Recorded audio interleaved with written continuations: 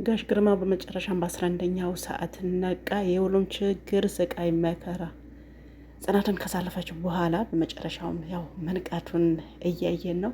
እንኳንም ለዚያ በቃ እንኳንም ከዛው ዊልቸር ተራቀቅ። ይህም ሰውዬ እንኳንም ልክ ልኩን ሰጠው። እንደዚህ በቦቅስ ምናምን ያው ጥርሱ እንዳራግፈለት ነው።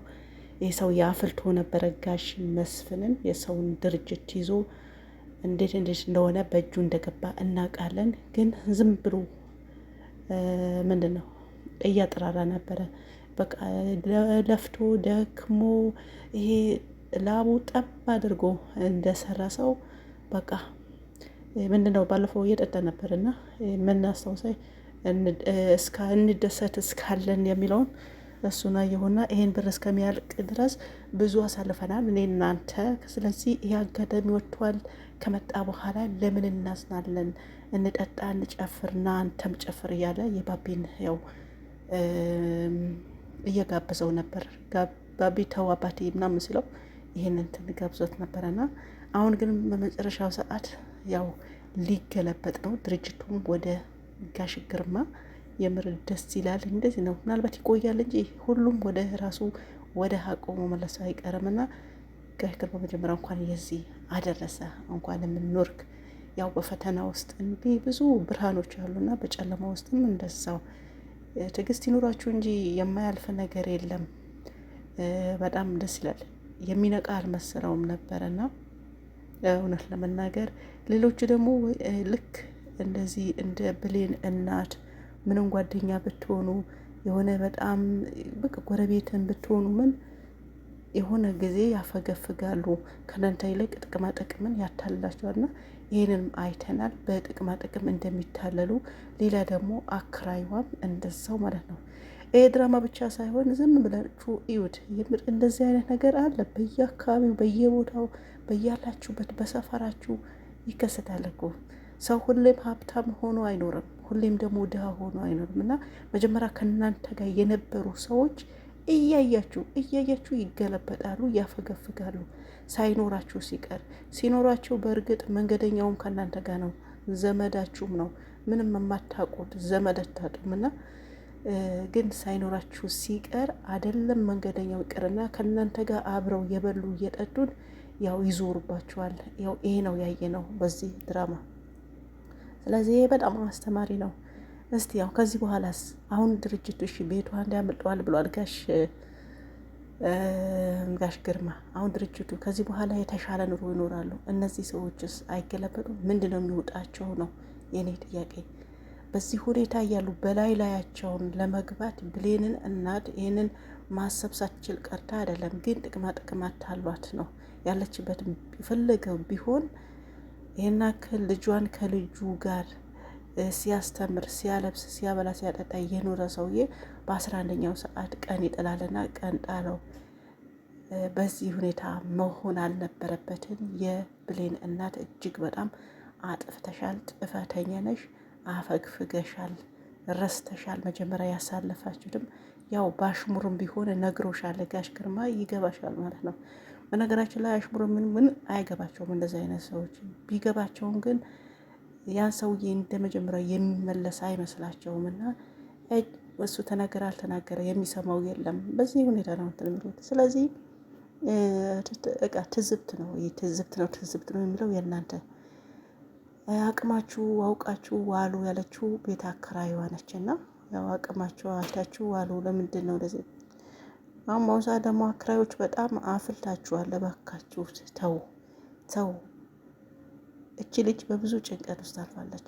በ11ኛው ሰዓት ይኸው አሁን ትንሽ ሊነጋ ነው።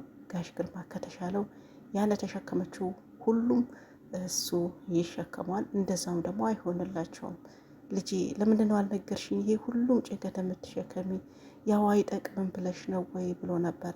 አይደለም አባቴ ልትጨናነቅ ፈልጌ አይደለም አለችው። አስባችሁታል? ብሌን ደግሞ እዚህ ጋር ዋጋ ከፍለሻል። እዚህም በጣም ሰሞኑ ያችኛው ልታታልልሽ ብዬ ነበረ፣ ግን አልተታለልሽም። የእናትሽም ብቲ እምቢ ብላለች እናትሽን። ስለዚህ ከአንቺ ጋር አልኖርም፣ እኔ እዚህ ነው የምኖረው። ምን ብዬ ነው ጽናት እዛ መሄደው?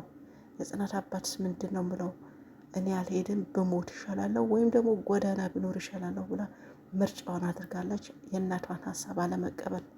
እናትየዋ ደግሞ ያው ጭንቅላቷ ተሞልቷል በራሄል በተንኮለኛ ራሄል ማለት ነው። በመጨረሻም ባቢን ጽናትን እንዲቀጥራት አባቱ ትእዛዝ ሰጥቶ ነበረ። በፍጹም አይሆንም፣ እቺ ወራዳ ሴት አይደለም ልቀጥራት፣ ይሄ አይሆንም፣ የራሷ ጉዳይ ነው ብለዋልና እዛ ደግሞ ተቆራርጠዋል አባትና ልጅ። ያው አባትን ጥቅም አስበልጦ ልጁን አውጥቶ ጥሏል፣ አንድ ልጁ ማለት ነው። እንግዲህ ጥቅም ብር ሲያሰክራችሁ እንደዚህ ነው። ልጃችሁ የምትክዱ አላችሁ እንደ ጋሽ መስፍን እጅግ በጣም አስቸጋሪ ነውና እባካችሁ ሁሌም ሰው ድሃ ነው ብላችሁ አታስቡት። አንዴ ከታመመ ይሞታል ብላችሁ አትጠብቁ፣ ይሻለዋል። አንዴ ሲያጣ ደግሞ አያገኝም ብላችሁ አትጎርሩ፣ ያገኛል፣ እንደነበረውም ይሆናል። ምናልባት ጊዜ፣ ሰዓታት፣ አመታት፣ ቀናታት ሊጨርስ ይችላል እንጂ በሀቅ እስከሰራችሁ ድረስ ሀቃችሁ የትም አይሄድም። ምናልባት ሲዘገይ በቃ ቶሎ ሳይሳካ ሲቀር ተስፋ ቆርጣችሁ የሆነ ነገር የምትወስኑ አላችሁ እና በተለይ ደግሞ አግኝቶ ያጣ ሰው እጅግ በጣም ከባድ ነው። መጀመሪያ ኖሮት ብዙ እንትኖች አይቶ ከኋላ ግን ያ ሁሉም ወድሞ ይህን ያክል መንከራተት ሲደርስበት ያው በህይወቱ ብዙ ነገር ለመወሰን ይገደዳል እና ይህ ደግሞ ጋሽ ግርማን እጅግ በጣም አስተማሪ ነው። ያው ተስፋ አለመቁረጥ፣ እዛው ደግሞ በጠንካራ ልጃቸው ብዙ ጊዜ ከጠንካራ ባል ጀርባ ጠንካራ ሚስት አለች፣ ከሚስት ጀርባ ደግሞ ጠንካራ ባል አለ ይባላል። አሁን እዚህ ሲሉ ሰምቼ ነው እና ስለዚህ አሁን ከጠንካራ አባት ጀርባ ደግሞ ጠንካራ ልጅ ያለች። በዛ ምክንያት እንግዲህ የዛሬ በቅቷል። ስለዚህ ሁሉም ያልፋል። እንግዲህ ዛሬ ይለቃሉ። ዛሬ ሲለቁ ደግሞ የምናይ ይሆናል ማለት ነው። እውነት ጋሽ ግርማ በድንጋጤ እንደዚህ አይነት በሽታዎች በነገራችን ላይ በድንጋጤ ነው የሚተዋቸው አሉና ያው ብድግ ብሎ ቆሟል። ሰውየውም ደግሞ ደንግጧል። ምን እንደሚፈጠር አይታወቅም። ስለዚህ አብረን የምናይ ይሆናል። ዛሬ ይለቃሉ። ካለቀቁ ደግሞ ደውለን ቢሆን ሁኔታቸውን እንጠይቃቸዋለን። ያው ከዚህ በኋላ ጽናትን አታስብም። ከዚህ በኋላ ጭንቀት ኃላፊነት አትሸከምም። አባቷ ቆሞ መሄድ ከቻለ ማለት ነው። እንግዲህ የዛ ድርጅት ባቢና ጽናት ናቸው የሚሰሩት። ራሄል ነጋሽ መስፍን ተያይዘው የት እንደሚሄዱ እናያለን በቅርብ ማለት ነው። ያው እንደዚህ ነገር ይሄማ በጣም እንደው ቶሎ ብድር ሊመለስ ነው መደረዝ መሰለኝ። ያው ብቻ እንትን ይላል።